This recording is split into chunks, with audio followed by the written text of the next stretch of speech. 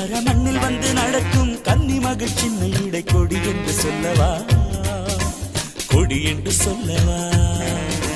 சிக்கி முக்கி கல்ல போல பத்திக்கிச்சு நெருப்பு, நெஞ்சுக்குள்ள 2 பங்கு துடிப்பு.